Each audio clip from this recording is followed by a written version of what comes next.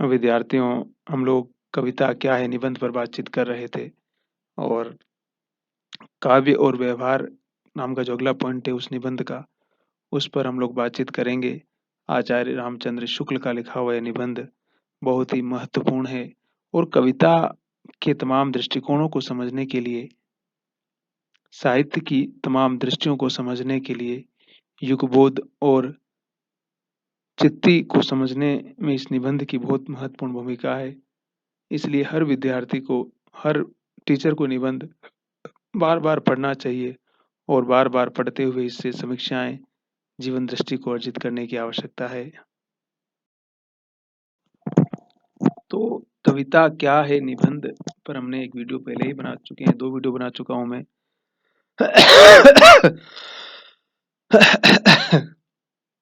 क्योंकि इसको एक ही सिलसिले में समझना बहुत मुश्किल है। मैंने कहा ना कम से कम 25-30 पेज का निबंध है ये। और इसको बार-बार समझने की, बार-बार पढ़ने की आवश्यकता इसलिए महसूस की जाती है कि हम इसके तमाम सिलसिलों को, इसके तमाम दृष्टिकोणों को समझ सकें। मैंने कहा ना कि आपके नेट के एग्ज़ाम के लिए भी बहुत महत्वपूर्ण है और एमए की परीक्षा के लिए भी महत्वपूर्ण है और अगर आप आगे साहित्य की दुनिया में कुछ पढ़ना, लिखना, समझना चाहते हैं, तो दृष्टि को विकसित करने के लिए, आइडियाज़ को डेवलप करने के लिए बहुत ज़रूरी है। मार्केटिंग की भाषा में लोग बोलते हैं आजकल ना कि कैसे आप चीज़ों को कैसे प्रमोट करेंगे आप? तो आगे क्या कहते हैं शुक्ल जी, काव्य और व्यवहार के बारे में मैं वहीं से पढ़ रहा हूँ। भावों या मनोविकारों के विवेचन में हम कह चुके हैं कि मनुष्य को कर्म में प्रवृत्त करने वाली मूल वृत्ति भावात्मिका है। किसी काम को करने की जो इच्छा होती है हमारे अंदर पैदा होती है तो भाव होता है ना, इमोशन, हम उससे जुड़ जाते हैं। फिर हम उस काम को करने लगते हैं। कोई भी काम हो, भले आपको आईएएस बनना हो, चाहे आपको राजनीति करनी हो, चाहे आपको अच्छी पढ़ाई करनी है, कोई अच्छा काम करना है, पेंटिंग करनी है, कविता करनी है, संगीत सीखना है, कलाकारी करनी है, एक्टिंग करनी हो। तो ये सारी जो चीज़ें जिनकी जिज्ञासा हमारे भीतर किस प्रकार से पैदा होती है और उन जिज्ञासाओं के सहारे हम कैसे आगे बढ़ते हैं, उन सारी चीज़ों को शुक्ल जी बता रहे हैं। केवल तर्क, बुद्धि या विवेचना के बल से हम किसी कार्य में प्रवृत्त नहीं होते। जहाँ जटिल बुद्धि व्यापार के अनंतर किसी कर्म का अनुष्ठान देखा जाता है, वहाँ भी तह में कोई भाव या वासना छिपी रहती है। वो कह रहा है कि चाहे वो कितना भी बुद्धिमत्ता से काम कर रहा हो, लेकिन उसके अंदर भी कुछ न कुछ वासना या भाव हमेशा दबा रहता है या छिपा रहता है। उस दबे हुए भाव या उस छिपे हुए भाव की जो महत्ता है, जो वास्तविकता है, उसको जानने और समझने की बहुत ज़्यादा आवश्यकता है।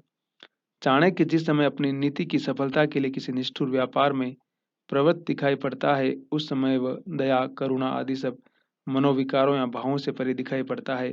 पर थोड़ा अंतर्दृष्टि गड़ाकर देखने से कौटिल्य को नचाने वाली डोर का छोर भी अंतःकरण के रागात्मक खंड की ओर मिलेगा। प्रतिज्ञा पूर्ति की आनंद भावना और नंदवंश के प्रति क्रोध का बेर की वासना बारी-बारी से उस डोर को हिलाती हुई मिलेगी। आपको मालूम है ना कि चाणक्य को जब उसने परेशान किया था नंद ने, तो इसलिए उसने कहा था ना कि ब्राह्मण, शिक्षक कभी साधारण नहीं होता, ध्यान रखना। शिक्षक बड़े-बड़े साम्राज्य बना भी सकता है और बड़े-बड़े साम्राज्यों को तोड़ भी सकता है। और उसके बाद उसने प्रण किया था कि जब तक मैं तुम्हें इस गद्दी से हटा नहीं देता हूँ, तब तक मैं अपनी चोटी, अपने बाल नहीं बाँधूँगा, ऐसा कुछ प्रण किया था उसने। तो जो ज्ञानी होता है, जो विद्वान होता है, उसकी दृष्टि अलग होती है। वो अलग बात है कि हम बाद में उसकी उसके उसके अंतर्विरोध कितने हैं, कितनी दृष्टियाँ अलग से काम करती हैं, उस पर हम बाद में बातचीत करेंगे। अर्वाचीन राष्ट्रनीति के गुरु घंटाल जिस समय अपनी किसी गहरी चाल से किसी देश की निरपराध जनता का सर्वनाश करते हैं, उस समय वे दया आदि दुर्बलताओं से निर्लिप्त केवल बुद्धि के कठपुतले दिखाई पड़ते हैं। पर उसके भीतर यदि छानबीन की जाए, तो कभी अपने देशवासियों के सुख की उत्कंठा, कभी अन्य जाति के प्रति घोर घोर विद्वेष, कभी अपनी जाति श्रेष्ठता का नया या पुराना घमंड इशारे करता हुआ मिलेगा। वही वाली बात है, सारी बता रहे हैं कि जो राजनेता लोग जिस प्रकार की राजनीति करते हैं, उसका कारण क्या है? उनका अपना ईगो है, उनके अपने स्वार्थ लाभ किस प्रकार से काम करते हैं और उनका जो परिणाम है, उनका जो दृष्टिकोण है, वो किस तरह से हमारे सामने स्पष्ट होता है। बात ये है कि केवल इस बात को जानकर ही हम किसी अन्य को करने या न करने के लिए तैयार नहीं होते कि वह काम अच्छा है या बुरा, लाभदायक है या हानिकारक। जब उसकी या उसके परिणाम की कोई ऐसी बात हमारी भावना में आती है जो आह्लाद, क्रोध, करुणा, भय, उत्कंठा आदि का संचार कर देती है, तब भी हम उस काम को करने या न करने के लिए उद्यत होते हैं। शुद्ध ज्ञान या विवेक में कर्म की उत्तेजना नहीं होती। कर्म प्रवृत्ति के लिए हम मन में कुछ वेग आना आवश्यक है। वही वाली बात है कि कर्म करने के लिए मन के अंदर कुछ तूफ़ान आना ज़रूरी है, तूफ़ान आना बहुत ज़रूरी है। वो तूफ़ान आएगा, उस तूफ़ान के कारण ही हम कुछ करेंगे। सिर्फ़ ऐसे ही कुछ नहीं कर ले जाएँगे। तो उस तूफ़ान की जो वास्तविकता है, उसको समझने की आवश्यकता है। वही भाव है, वही अनुभूतियाँ हैं, वही उद्दामता है। उस उद्दामता के बल पर ही हम चल सकते हैं। हुँ।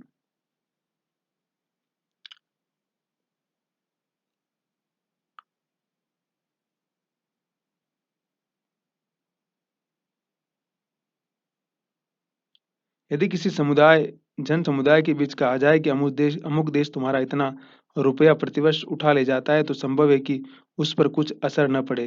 पर यदि दारिद्र्य और अकाल का भीषण और करुण दृश्य दिखाया जाए, पेट की ज्वाला से जले हुए कंकाल कल्पना के सम्मुख रखे जाए और भूख से तड़पते हुए बालक के पास बैठी हुई माता का आर्त क्रंदन सुनाया जाए, तो बहुत से लोग क्रोध और करुणा में व्याकुल हो उठेंगे और इस दशा को दूर करने का यदि उपाय नहीं तो संकल्प अवश्य करेंगे। पहले ढंग की बात कहना राजनीतिज्ञ या अर्थशास्त्र का काम है और पिछले प्रकार का दृश्य भावना में लाना कवि का।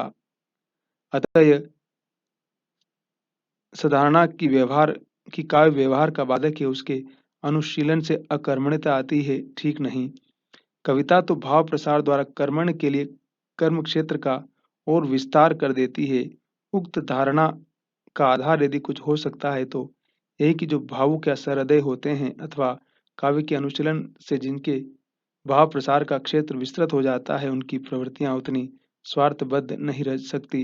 कभी कभी वे दूसरों का जी दुखने के डर से आत्मगौरव, कुल गौरव या जाति गौरव के ध्यान से अथवा जीवन के किसी पक्ष की उत्कर्ण भावना में मौन होकर अपने लाभ के कर्म में अतत्पर या उससे विरत देखे जाते हैं। अतः भोग अथोगम से हष्ट स्वकार्य साधियत के अनुयायी काशी के ज्योतिषी और कर्मकांडी, कानपुर के बनिए और दलाल, कचहरियों के अमले और मुख्तर ऐसों का कार्य भ्रंशकारी मूर्ख, नीरे निठल्ले या खप्त उल हवास समझ सकते हैं, जिनकी भावना किसी बात के मार्मिक पक्ष का चित्रानुभव करने में तत्पर रहती है, जिनके भाव चराचर के बीच किसी के भी आलंबन उपयुक्त रूप या दशा में पाते ही उसकी ओर दौड़ पड़ते हैं, वे सदा अपने लाभ के ध्यान से या स्वार्थ बुद्धि द्वारा ही परिचालित नहीं होते।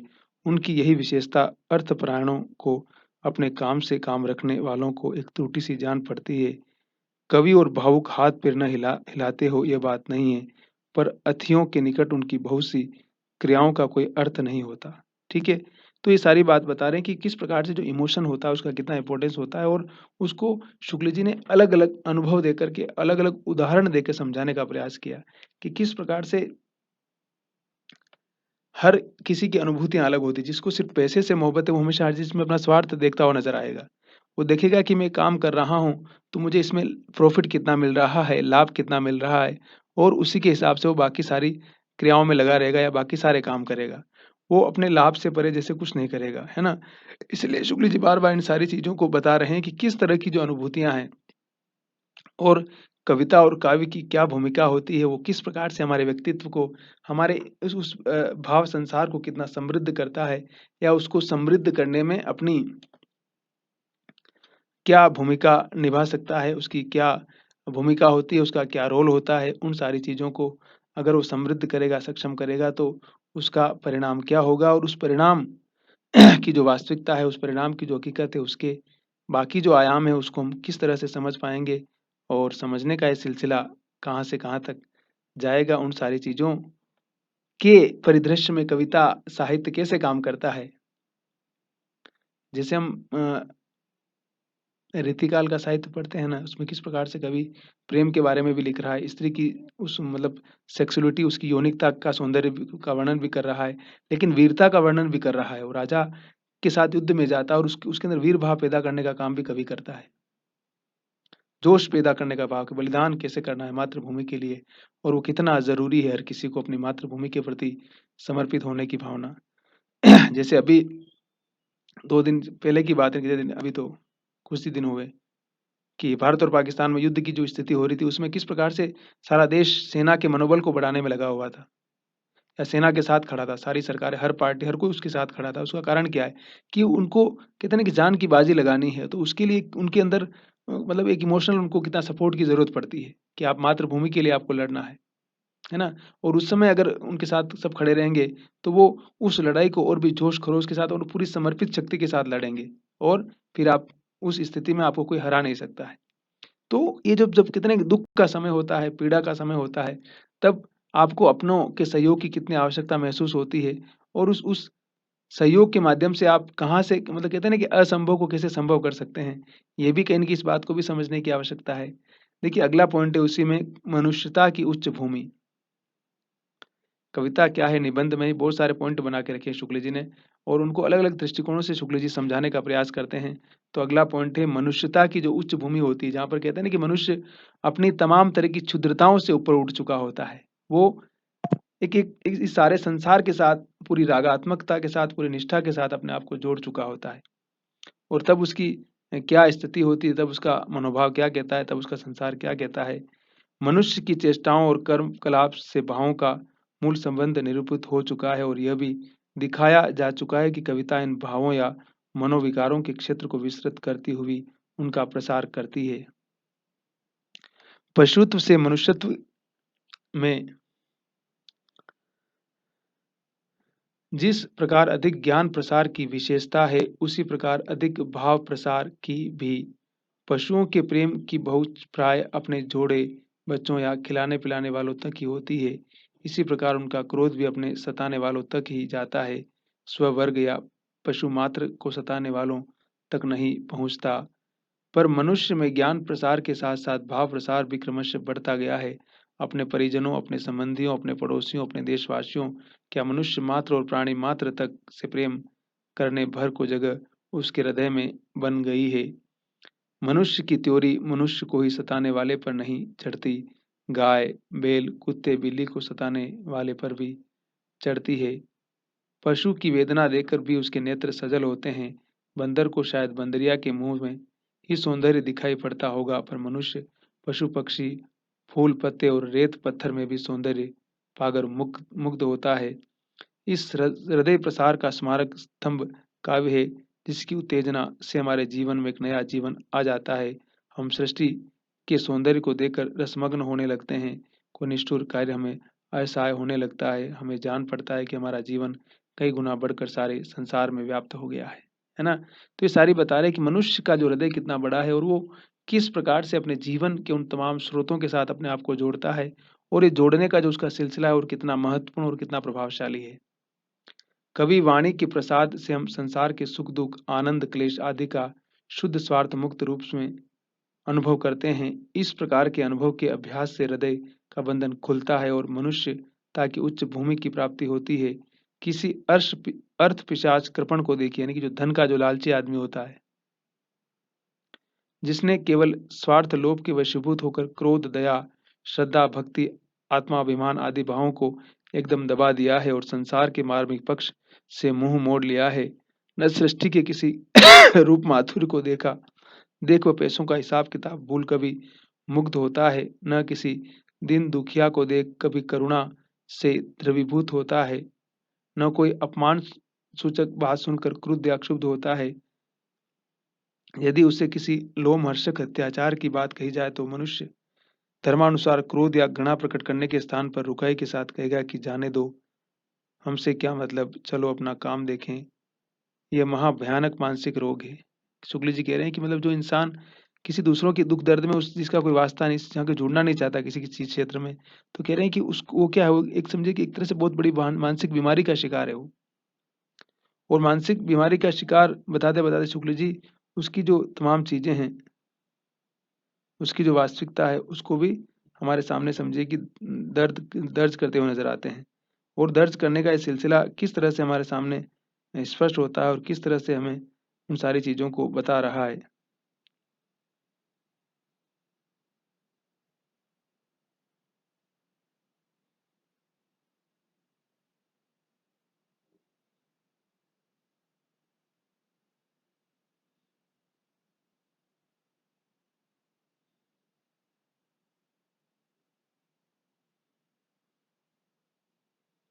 ठीक है?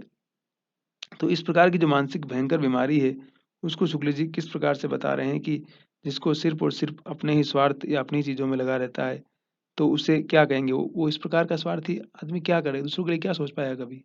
कभी कुछ नहीं कर पाएगा, वो सिर्फ़ अपनी ही दुनिया में, अपने ही स्वार्थ में डूबा रहेगा और दिन-रात धन, धन, धन, धन करके एक दिन मर जाएगा और साथ में उसके कुछ नहीं जाएगा। ना अच्छा कभी खाएगा, ना अच्छा पहनेगा, ना कभी अच्छा रहेगा, ना किसी से बोलेगा, ना चालेगा। सिर्फ़ अपनी ही उस रसहीन, सौंदर्यहीन, करुणाहीन दुनिया में रहेगा हमेशा सूखे रेगिस्तान की तरह। तो इस प्रकार का जीवन नहीं जीना है। ज़िंदगी का जो सौंदर्य, ज़िंदगी की जो वास्तविकता है, उसकी तरफ आगे बढ़ना और उसकी वास्तविकता को समझना भी है हमें। Yes, this is the beauty of life. इससे मनुष्य आधा मर जाता है। इसी प्रकार किसी महाक्रूर पुलिस कर्मचारी को जाकर देखिए, जिसका हृदय पत्थर के समान जड़ और कठोर हो गया है, जिसे दूसरों के दुःख और क्लेश की भावना स्वप्न में भी नहीं होती। ऐसों को सामने पाकर स्वभावतः ये मन में आता है कि क्या इसकी कोई दवा है? इसकी दवा कविता है। शुक्ल जी क्या कहते हैं? इसकी दवा सिर्फ़ कविता है। कविता ही आपको इमोशन कर सकती है, कविता ही आपको उस संसार के साथ जोड़ सकती है। कविता ही आपकी सोच को बदल सकती है, कविता ही आपकी दुनिया के साथ में एक नई दुनिया जोड़ सकती है। इसलिए कविता का बहुत ज़्यादा इम्पोर्टेंस है और कविता को इसलिए समझने की आवश्यकता है। कविता ही हृदय को प्रकृति प्रकृति दशा में लाती है और जगत के बीच क्रमशः उसका अधिकाधिक प्रसार करती हुई उसे मनुष्यत्व की उच्च भूमि पर ले जाती है। भाव योग की सबसे उच्च कक्षा पर पहुँचे हुए मनुष्य का जगत के साथ पूर्ण तादात्म्य हो जाता है। उसकी आत्मा, उसकी अलग भावसत्ता नहीं रह जाती, उसका हृदय विश्व हृदय हो जाता है। क्या हो जाता है?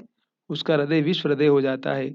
उसकी अश्रुधारा में जगत की अश्रुधारा का, उसके हास विलास में जगत की आनंद नृत्य का, उसके गर्जन तर्जन में जगत के गर्जन तर्जन का आभास मिलता है।